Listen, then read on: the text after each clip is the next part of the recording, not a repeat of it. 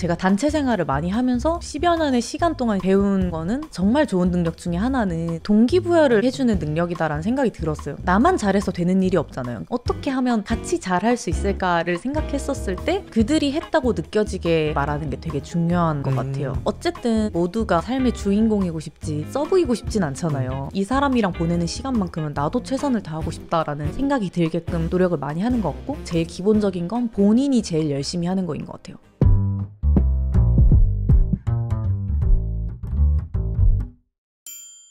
안녕하세요, 최성원의 사고실험입니다. 오늘도 저희가 특별한 게스트를 한번 모셨습니다. K-POP 아이돌의 꿈을 가지고 10년 이상 연습생 생활을 하시다가 지금은 S2 엔터테인먼트에서 키스 오브 라이프 팀의 크리에이티브 디렉터로 일하고 계신 이혜인 디렉터님 모셨습니다. 안녕하세요. 안녕하세요, 이혜인입니다. 와. 우선 출연해주셔서 감사합니다. 아닙니다. 초대해주셔서 감사합니다. 일단 혜인님을 모시고 싶다고 생각한 거는 굉장히 풍부한 서사를 가지고 계신 분이다라는 생각이 제일 먼저 들었었고, 프로듀스 101이나 아이돌 학교 같은 오디션 프로그램에서도 출연을 하셨었고 10년 넘게 엔터테인먼트 산업에 몸담고 계시면서 그 일에 대한 생각을 중점적으로 좀 듣고 싶다는 생각을 해서 이렇게 모시게 됐고요. 네. 최근에도 키스 오브 라이프라는 팀이 한국 대중음악상 신인상 좀 화제가 되고 계신 것 같아요. 요즘 기분이랄까? 이런 건 좀 어떠세요? 되게 정신이 없어가지고 사실 그래도 하나하나씩 보람 있는 결과들이 나오니까 즐거운 마음으로 하고 있는 것 같아요. 물론 이제 몸은 좀 힘들지만 정신은 즐거운. 그 디렉터라는 직무가 예를 들어 게임 산업에서도 쓰이는 걸로 알고 있는데 엔터테인먼트 산업에서는 조금 또 정의가 다를 수도 있을 것 같아서 네네. 지금 스스로 이혜인이란 사람은 좀 어떤 일을 하는 사람이다라고 정의를 하고 계세요? 뭔가 크리에이티브 디렉터라고 하는 거에 정의가 뭐 따로 있는지는 모르겠어요. 약간 이 직종 자체가 생긴 지 오래되진 않았거든요. 음악과 퍼포먼스 정도가 메인이 되었던 K-POP 산업에서 컨셉추얼한 어떠한 것이 유행이 된 지가 그렇게 오래되지 않았다 보니까 그거에 대한 중요도를 조금 더 모든 회사들이 느끼기 시작하면서 막 세분화를 하다 보니 이게 나온 카테고리 중에 하나여서 지금도 정의하기가 명확하다고 저는 생각하진 않는데, 다만 조금 더 포괄적인 부분에서 전체를 보는 일을 회사에서는 하고 있는 것 같고, 이 메시지에서 시작해서 어떻게 하면 우리가 만드는 컨텐츠를 보고 이제 소비자들이 어떤 기분을 느끼게 할 것인지 조금 더 연구하는 사람, 다음에는 어떤 앨범이 나와야 더 매력적으로 보일까, 이런 것들을 조금 더 고민하는 부서인 것 같아요. 그럼 가장 시초로 좀 돌아가면은 원래는 인문계 고등학교를 다니시다가 17살 때 서울로 K-POP 네. 아이돌의 꿈을 가지고 상경을 하셨던 게 맞을까요? 사실 뭐 아이돌의 꿈을 가지고 왔다라기보다는 그냥 음악 하는 게 좋아가지고 편입시험 공고를 봤어요. 한림연예예술고라는 학교에. 일단 거기 교복이 너무 예뻤고요. 되게 화려해 보이고 뭔가 반짝반짝 빛나 보이는 거예요. 그래서 나도 저 학교 다녀보고 싶다 하는 마음이 되게 컸었고, 제가 실용음악과 1기예요. 지원했을 땐 진짜 아무것도 모르는 상태로 지원을 해서 MR을 준비해오라고 써있었어요. 인스트를. 근데 그때 인스트가 뭔지 몰라서 그냥 갔거든요. 무반주로 노래를 부르고 좀 특이해서 뽑았을 수도 있겠다라는 생각도 해요. 사실 안 좋게 보면 준비도 안 해왔네? 이렇게 볼 수도 그쵸. 있는 건데 그냥 시골 촌에서 온 애가 막 모를 수도 있겠다 이렇게 생각하지 않았을까.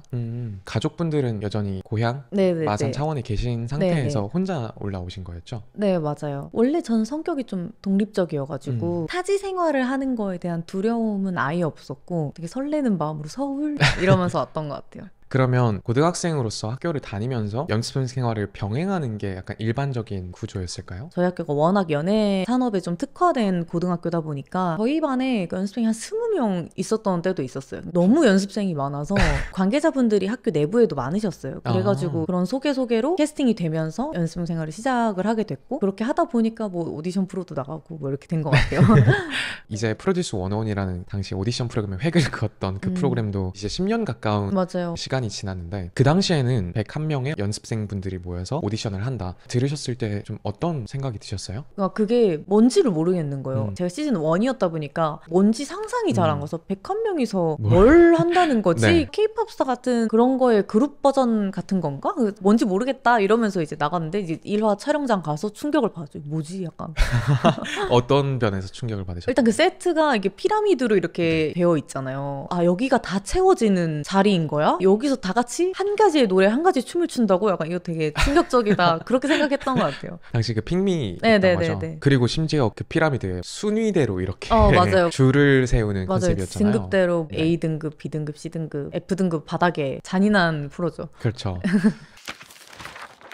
사실 그 당시에도 여러 가지 좀 얘기가 나왔던 게 너무 경쟁적인 거 아니냐. 그 안에 계시면서 등수가 계속 실시간으로 뭐 변동되고 좀 어떤 감정이셨어요? 저는 등수는 깊게 생각한 적은 없었던 것 같아요. 근데 이왕 시간을 쏟아서 하는 거라면 잘하고 싶다. 그 무대를 잘하고 싶다라는 욕심은 있었어요. 당연히 무대를 많이 하려면 오래 살아남아야 돼. 그럼 등수가 높아야 되잖아요. 그러니까 네. 후반 갈수록 진짜 될똥말똥하니까 그때쯤 돼서는 이제 진짜 조금만 높았으면 좋겠다. 뭐 이런 생각들을 했었던 것 같아요. 뭔가 사람들의 그 평가를 받는 직업이라는 거를 당연히 그러니까 머릿속으로 알고 계셨겠지만 그런 실체를 가진 부담이 인지가 되셨던 건지. 그러지는 않았던 거고 오히려 저에 대해서 저도 몰랐었던 새로운 부분을 깨워준 프로그램이긴 해요. 뭐 예를 들면 내가 여기서 되게 잘하고 싶은 욕심이 있는 사람이구나라는 걸 처음 알게 해준 프로그램이기도 한 것 같고 그 프로그램이 끝나고 어쨌든 제가 데뷔를 못했잖아요. 네. 이제 못하게 되면서 어쨌든 그 프로그램을 통해서 저를 좋아해주는 분들이 생겼잖아요. 그러니까 뭔가 그들을 행복하게 해주고 싶다 이제 그런 마음이 생긴 거죠. 나를 응원해주는 사람들이 되게 기쁜 마음으로 응원해줄 수 있는 상황이나 환경을 좀 만들어주고 싶다 하는 욕심이 이제 그때부터 좀 생겼죠. 그러면 결국은 데뷔조에 속하지 못하게 되셨고 그 뒤로 불안정한 연습생 생활을 조금 더 연장되게 되면서 그냥 먼저 데뷔하시고 이런 친구분들 보면서 느꼈던 감정이나 기분? 사실 이런 질문을 되게 많이 받는데 저는 사실 불안정하다고 느껴보지도 않았고 그래서 뭔가 이런 걸 받았을 때 불안정해야 되나? 라는 생각이 더 많이 들었어요. 그러니까 불안정하지 않았고 오히려 저는 제가 하고 싶은 일을 계속 하고 있는 거잖아요. 그 꿈을 꿔나가고 있고 어쨌든 이 일은 미래를 보고 하는 일이잖아요. 연습생이라는 게 연습생을 하고 싶어서 연습생을 하는 사람은 없잖아요.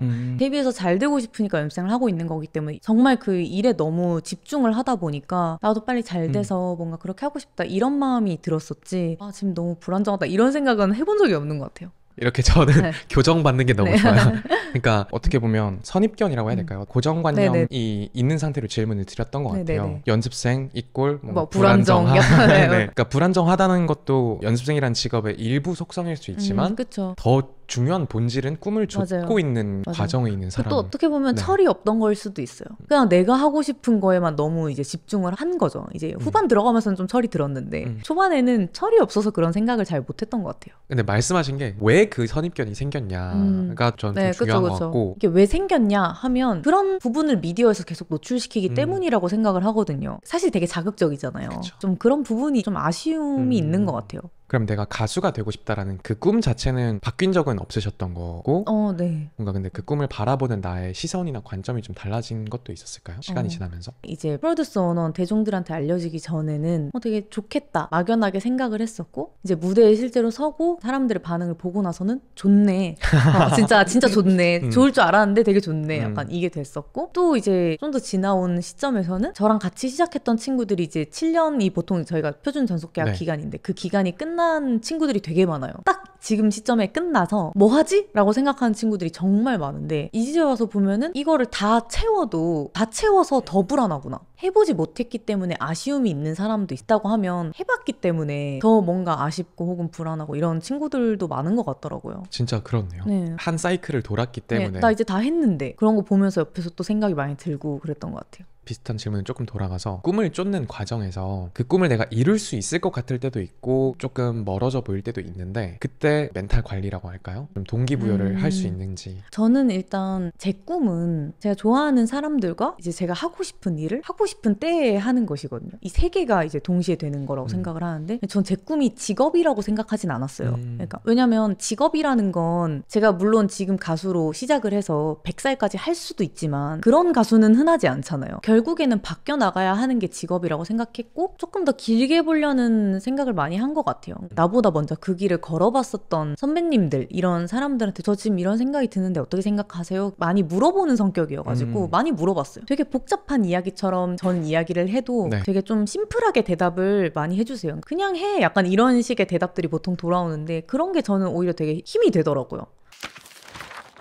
잘 물어본다고 하셨잖아요. 네. 잘 물어보는 사람이 흔한가요? 아니면 드문 것 같으세요? 어쨌든 상대한테 물어보는 것 자체를 어려워하는 사람이 많더라고요. 많죠. 이게 뭔가를 물어본다 하는 게 좀 그 상대를 귀찮게 하는 것 같기도 하고 이런 배려하는 마음도 있고 그리고 물어보려면 내가 모르는 걸 인정해야 되잖아요. 그걸 좀 못하는 사람들도 많은 것 같고 저는 효율적인 걸 중요하게 생각하는 편인데 물어보면 알려주잖아요. 그것만큼 쉽고 간단한 게 네. 사실 어딨어요. 뭐 해답이 나올 때도 있고 뭐 아닐 때도 있지만 대화하면 하면서 이렇게 해답을 찾아가는 경우도 많잖아요. 또 다행히 물어본 사람들이 되게 친절하게 잘 알려줬어요. 만약에 물어본 사람들이 왜 물어보는 거야? 라고 어릴 때 그렇게 했으면 트라우마가 생겨가지고 안 물어봐야겠다 했을 수도 있는데 다행히 좋은 사람들을 많이 만나서 물어본다는 건 되게 좋은 거구나 약간 이렇게 습득이 된 것 같고 되게 긍정적인 경험들의 약간 강화 효과를 통해서 맞아요. 뭔가 되게 많이 맞아요. 형성되어 오신 느낌이 드는데 20살 초반에 그 경험이 잘 쌓인 것 같아요. 사회 초년생 때 그런 경험이 잘못 쌓이면 선입견을 가지기가 쉬운 것 같거든요. 사람에 대해서. 그때 사람들을 잘 만나서 지금도 좀 안정적으로 생각할 수 있는 것 같아요. 그럼 그 당시에 어른 내지는 선배 같은 분들이 해주셨던 말씀 중에 특히 기억에 남아있거나 지침이 되었던 말이 있을까요? 이제 아이돌 학교 때 제 보컬 트레이너 선생님이기도 했고 그전에도 제 선생님이셨는데 에이타 컴퍼니의 장진영 선생님이라는 쌤이 저한테 항상 해주는 말이 혜인아 그래서 고야 아니야 할 거야 말 거야? 할 거야 말 거야. 제가 막 이렇게 주저리하면 그래서 할 거야 말 거야.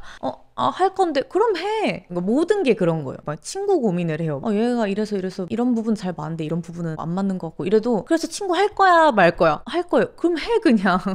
약간 이런 거예요. 뭐 당연히 모든 일엔 고민이 뒤따라오지만 결정한 순간부터는 그걸 믿고 가는 거라고 생각을 하거든요. 그러니까 내 스스로가 이 믿음이 흔들리는 순간 모든 게 무너진다고 생각을 해요. 타인은 나를 모르고 타인은 내가 살아온 길을 모르고 내 생각을 모르기 때문에 다르게 이야기할 수 있지만 나는 나를 알잖아요. 그러면 나는 내가 생각하고 이야기한 결정이 최선이라고 믿어줘야 된다고 생각을 하거든요. 그래서 고야 아니야 스스로 한번 물어보고 고야 그럼 그거 하는 거지 뭐. 저는 제일 싫어하는 말 중에 하나가 누가 이렇게 하라고 해서 되게 핑계라고 생각을 해요. 그 말은 즉슨 나는 내 인생의 주인이지 않다는 뜻이라고 생각을 하거든요. 많은 사람들이 저한테 조언을 해줬지만 그걸 결정하고 선택해서 이끌어 나가는 건 저라고 생각을 하거든요. 그 선택이 틀릴 때도 있었지만 틀려봐야 틀린 것도 알잖아요. 좀 틀려봐야 틀린 거 알지 이렇게 생각하고 그랬던 것 같아요. 그 선생님 조언은 구체적으로 어떻게 해라 마라라는 조언보다는 어떻게 보면 결정의 주인이 너야 그렇죠. 라고 맞아요. 각인시켜 주신 거예요. 네네네. 그리고 제가 좀 그 결정이 잘 못해서 실수를 하더라도 항상 좀 도와주는 사람들이 있었고. 그러면 지금까지 스스로 내리셨던 중요한 의사결정 중에서 가장 크게 좀 삐끗했던 경험은 어떤 걸까요? 삐끗했던? 네. 그러니까 단기적으로는 좋지 않았던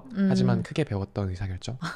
제가 어느 회사인지는 기억이 잘 안 나는데 어쨌든 계약서를 잘 안 보고 계약을 한 거예요. 그러니까 그때는 이렇게 생각 그래서 할 거야 말고 어차피 해야 되면 그냥 사인해야 되는 거 아니야? 이렇게 생각했는데 그래도 이제 정확하게 좀 보고 이렇게는 했어야 되는데 지나고 났더니 서류에 되게 디테일한 조항들이 있잖아요.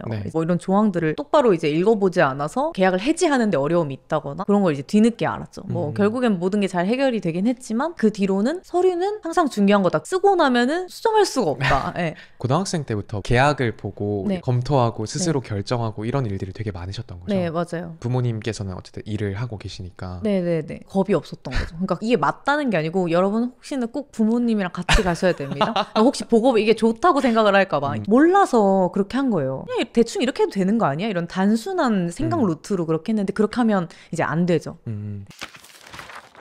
그 연습생 기간이라는 시간이 기능적인 역량을 기르는 거라고 생각하기 쉽지만 뭔가 인간을 그냥 성장시키는 시간이었을 것 같다는 생각도 드는 게 약간 동년배의 다른 또래 친구들이 겪는 것보다 훨씬 더 압축적이고 밀도 높은 인간관계 스트레스가 됐든 뭔가 의사결정 경험이 됐든 그런 걸 겪게 되는 시간인 것 같아서 그 시간을 통해서 어떤 성장을 좀 스스로 겪었다고 생각하시는지 궁금합니다. 사실 하다 보면 되게 많은 걸 배워요. 일단 참는 걸 배우게 되고 직장인들 다 똑같아. 퇴근하고 싶은데 참고 하잖아요. 다들 뭐 촬영을 신난도 와서 촬영해야 하고 뭐 그런 게 있잖아요. 그러니까 내 기분대로 할 수 없는 게 있는 거구나를 배우게 되는 것 같고 둘째로는 모든 게 내가 정할 수 없잖아요. 뭐 예를 들면 직장 동료 안 맞는 직장 동료나 안 맞는 친구 있으면 사실 밥 먹고 대화하는 것도 되게 힘들잖아요. 근데 그들이랑 24시간 살아야 할 수도 있는 직업인 거거든요. 이거는 친구 사이 봐주면서 회사에서 멤버 정해주는 거 아니거든요. 그냥 휴일이 되면 같이 뭉쳐놓는 건데 서로 정말 안 맞을 수도 있잖아요. 안 맞는 걸 갈등 해결 방식을 맞춰서 서로 좋은 방향으로 끌고 가려고 하고 이런 커뮤니케이션 능력에도 굉장히 도움이 많이 되는 시간이었다고 생각을 하고 말씀해 주신 것 중에는 저는 커뮤니케이션 능력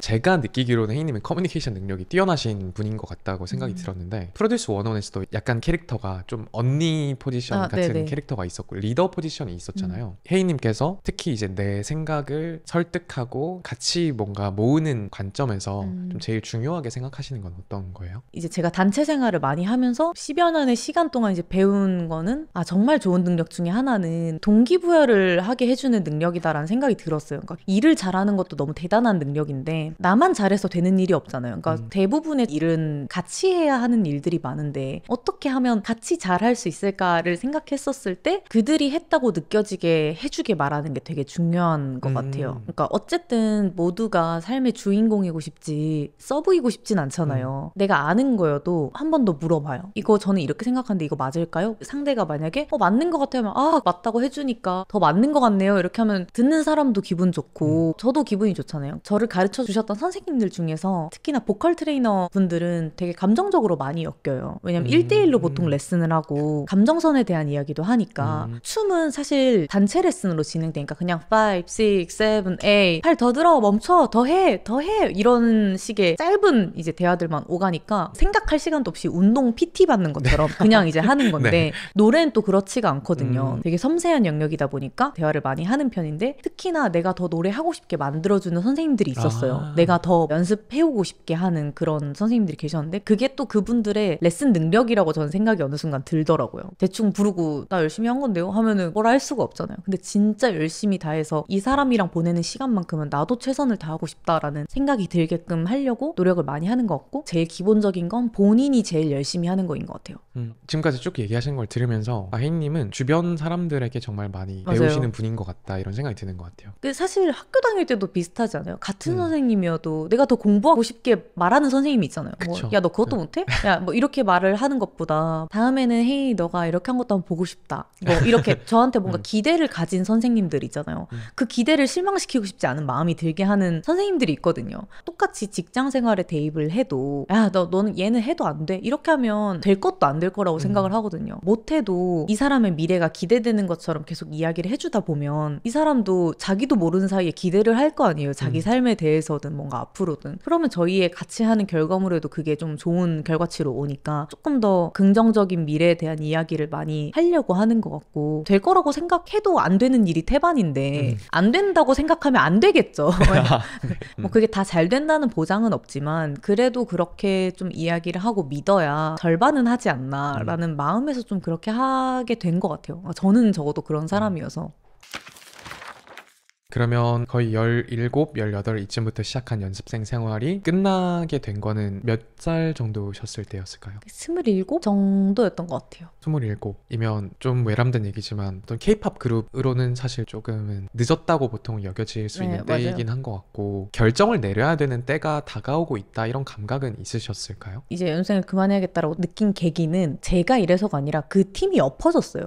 네, 그 팀이 엎어지면서 있을 것인가 나갈 것인가였는데 있어도 됐겠죠? 근데 이제 초기라는 게 있잖아요. 직장생활 하면서는 사람들이 퇴사자의 눈알이라는 얘기를 많이 하던데 그러니까 약간 그런 것 같은 거예요. 지금 엎어졌고 계획이 틀어져서 회사는 다른 선택을 해야 할 수 있겠구나. 근데 그 선택이 얼마가 걸릴지 모를 수도 있겠구나. 저도 이제 에너지가 막 밖으로 분출될 때가 있고 좀 이렇게 죽을 때가 있잖아요. 그러니까 이 분출될 때의 에너지를 뽑고 싶은데 막상 나에게 몇 년 뒤에 기회가 왔는데 그때 내가 에너지가 없으면 어떡하지? 막 이런 생각이 들면서 이제 결정을 내리게 됐고 그래도 그 결정을 좀 존중해 주셔가지고 그렇게 나오게 됐죠. 그러면 지금 회사에서 디렉터 일, 그러니까 제안을 해주신 거. 네네. 원래는 이제 배우 회사나 이제 회사를 들어갈 생각이었어요. 근데 그 회사를 들어가려고 하기 전에 이 디렉터 일을 제가 시작을 했는데 제가 아티스트로 있을 때 노래 트랙 중에 마음에 드는 게 있었어요. 그 트랙을 구해다 준 분이 저희 회사 지금 본부장님이세요. 같이 이렇게 저희가 음악 얘기도 많이 하고 같이 작업도 하고 이렇게 하다가 이제 제 친구를 원래 작곡하는 친구를 소개시켜 주면서 같이 이렇게 많이 보게 됐고 그러면서 제가 제 친구가 회사가 없을 당시에 뭐 앨범 발매를 해야 되는 상황이 있었어서 막 이걸 이것저것 도와줬는데 그걸 보고 우리 걸그룹 할 건데 그거 와서 한번 해보는 거 어떻겠냐 했는데 재밌겠다라고 생각이 들어서 좋아요. 그래도 뭐 병행해도 괜찮고 이렇게 해주겠다 이렇게 해서 좋아요 이렇게 했는데 다른 회사에서는 병행을 싫어하셨고 이걸 그만둬 달라고 다 하셨거든요. 근데 굳이 따지자면 지금 제가 시작한 일이 있고 여기에 사람들은 인생을 걸고 하는 거잖아요. 그러니까 그러다 보니까 이거를 지금은 먼저 하는 게 좋겠다라고 생각을 하면 하면서 이제 이걸 시작하게 됐고. 그럼 이 회사에 채용되실 때 그 전까지 소위 포폴이라고 할 만한 것이나 디렉터로서 어떤 능력을 입증해 보인 이런 게 없었던 거였잖아요. 그리고 완전 이 회사 생활을 하시는 것도 거의 처음이셨던 건데 채용하신 대표님이나 회사분들은 왜 그런 제안을 했다고 하시던가요? 제가 한번 물어본 적이 있었던 것 같긴 해요. 뭐 뭘 믿고 그렇게 했냐라고 했는데 막 장난식으로만 대답을 해요. 뭐 안 믿는데요? 뭐 이런 식으로만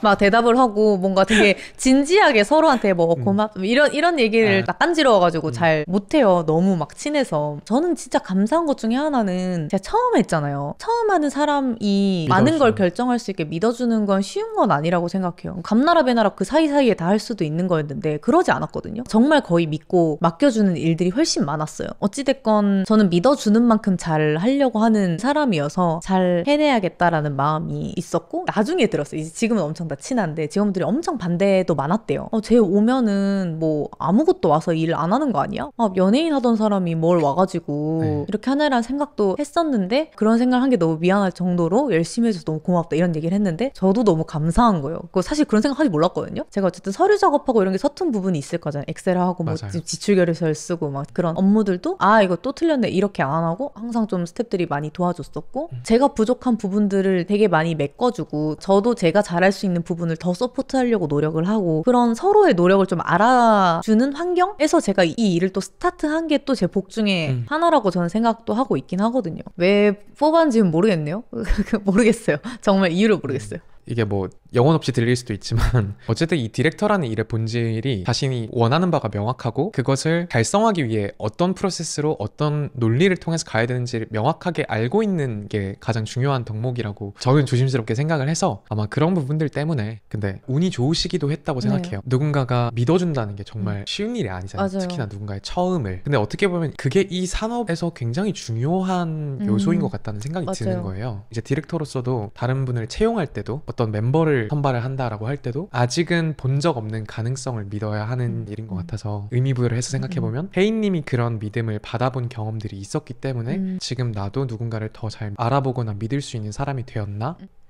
제 좌우명이 있는데 믿음이 이끌어줄 테니 라는 말을 되게 좋아해요. 그러니까 내가 나를 믿는 것도 그렇고 내가 타인을 믿는 것도 그렇고 믿음대로 간다고 생각을 하거든요. 그러니까 이게 흔들리면 답은 없는 것 같고 아까도 말했지만 믿어도 안 되는 일이 태반인데 손만 대면 나 풀린 일이 없어 이렇게 말하는 사람이랑 누가 일을 하고 싶어요. 말이라도 나 잘할 자신 있어 모르면 좀 알려줘 잘 배워볼게 그런 사람이 되게 에너지 있어 보이는 것 같아요. 결국에는 모든 일은 에너지들끼리 만나서 하는 거니까 내가 좀 지쳐도 이 사람이 에너지가 있으면 또 같이 끌어주고 그런 식으로 되려면은 본인만의 어떤 믿음은 있는 사람이 좋지 않을까. 스스로에 대한 믿음은 있어야 무너져도 다시 일어나서 또 하죠. 혜인님한테 붙는 일종의 수식어 같은 게 아이돌 출신 디렉터 지금 현업에 계신 다른 디렉터님들과 약간은 차별화되는 수식어일 수는 있을 것 같은데 혜인님께서 경험했던 연습생 출신의 경험이 지금 일을 하는 데 있어서 긍정적으로 작용하는 부분은 어떤 걸까요? 그쵸? 그러니까 앞전에 이야기했었던 그런 경험들이 커뮤니케이션 능력이라든지 이런 좋은 사이드의 능력을 길러줬다고 생각을 해요. 그런 여러 가지의 모든 경험 제가 춤을 춰봤고 제가 여러 가지 회사를 경험했고 여러 가지 회사의 디렉터들을 경험할 수 있었고 여러 가지 스타일리스트와 협업을 할 수 있었고 여러 샵을 다닐 수 있었고 이 모든 것들이 자산 중에 하나이지 않을까. 또 저의 부끄러운 선입견 하나를 고백을 하자면 아까 제가 연습생을 소위 말하는 불쌍한 존재로 보는 게 있었다 보니까 뭔가 지휘를 받는 입장인 것 같고 시키는 걸 위주로 해야 될 것 같은 좀 되게 수동적인 이미지가 좀 있는 것 같아요. 근데 혜인님의 얘기를 들었을 때는 그 연습생이라는 시간이 어떻게 보면 다양한 회사의 시스템을 관찰하고 경험하고 배울 수 있었던 그런 시간이기도 하구나라는 게 맞아요. 그런 것 같아요. 예를 들면 화가가 되기 위해서 그림을 계속 그리잖아요. 어쨌든 그들은 전공자인 거잖아요. 수많은 연습생도 전공자인 거예요. 그 분야를 전공하는 사람이기 때문에 그들 자체로도 저는 이미 너무 멋있는 친구들이라고 생각을 하고 있고 회사들이 그냥 선생님들 안 쓰잖아요. 우리나라에서 1티어 선생님들을 쓰는데 그런 제일 좋은 교육을 받고 있는 집단인 거예요. 어떻게 보면은. 그러네요. 엘리트 집단. 네, 엘리트 집단인 거죠. 그러니까 그들이 수많은 고민을 할 것이고 물론 이제 시키는 일도 해야겠지만 난 어떤 걸 더 해야 해야 될까 스스로 고민하는 연습도 회사에서 시키거든요. 그냥 전공자의 개념이라고 생각하면 조금 더 잘 알맞지 않을까라는 생각을 하긴 해요. 그러네요. 아까 말씀하신 것처럼 꿈을 좇는 개인들이고 다시 한번 그들을 너무 수동적인 네. 존재로 바라봐서는 안 되겠다. 물론 네. 회사들이 좀 그렇게 보는 건 있다고 생각을 해요. 그래서 회사들이 더 앞으로 나아갈 수 있는 게 좀 막혀 있는 것도 있는 것 같아요. 그러니까 그 친구들한테 막상 물어보면 더 잘하는 부분이 많거든요. 연습생을 하는 친구들이 보통 나이가 어리다 보니까 어린애들은 잘 몰라라고 하지만 요즘 어린애들 되게 많이 알거든요. 네. 어른들이 모르는 거 오히려 어린 친구들이 더 많이 알고 있다고도 생각하기 때문에 제가 앞으로 누구를 디렉팅하든 저는 그들의 의견을 물어볼 것 같거든요. 물론 결정을 하는 건 담당자의 몫인데 목소리를 낼 수 있는 창구를 열어주는 건 되게 중요한 작업인 것 같아요. 그들한테 팔아야 되는 거잖아요. 그 정도의 나이대에. 그쵸. 그러면 더 그들의 시선에서 많이 볼 줄 알아야 되잖아요. 근데 그들의 시선을 제가 보려고 아무리 노력해봤자 거기 속해 있는 사람보다 어떻게 잘 알겠어요. 그러니까 많이 물어보는 게 도움이 많이 되는 것 같다. 그들한테도. 그럼 지금 디렉터의 입장에서 예전에 연습생 이혜인이라는 사람을 보면 어떻게 보일 것 같은지, 그리고 뭔가 조언을 해준다면 그러니까 되게 여러 선택지가 있었어요. 예를 들면 여러 오디션을 동시에 붙었을 때도 있었고 막 그랬거든요. 내가 잘 빛날 수 있는 곳에 대한 그 선택을 좀 잘하는 게 되게 중요하다. 운칠기삼이라고 운이 되게 중요하잖아요. 그 그룹의 컨셉과 맞아야 하는 거니까. 그래서 그런 선택을 좀 잘할 수 있으면 좋겠다. 그리고 제가 어릴 때는 되게 엄청 좀 성숙해 보인다란 말을 많이 들었는데 지금은 또 제 나이 같아 보이거든요. 그래서 그게 너무 어릴 때 그거 신경 쓰지 마라. 시간 지나니까 뭐 거의 그대로 간다. 약간 그런 말도 해주고 싶고. 그때랑 지금이랑 춤 스타일이 되게 많이 바뀌었어요. 제가 처음에 연습생을 시작했을 때는 여자는 무조건 구두를 신고 춤을 출 수 있어야 됐는데 지금은 국내에서 제일 안 팔리는 것 중에 하나가 구두거든요. 그러니까 운동화를 신고 뭐 옷도 유니섹스다 하면서 남자 춤, 여자 춤에 대한 구분도 없거든요. 그러니까 그 시대가 영원하진 않아. 약간 이런 말 해주면 좋을 것 같고. 근데 뭔가 어떻게 더 해라라는 말은 별로 안 하시네요. 전 최선을 다했고 그 최선이었을 거니까. 그랬을 것 같아요. 네, 그럼 여기서 저희는 1부 마무리하고 다시 2부로 돌아오도록 하겠습니다.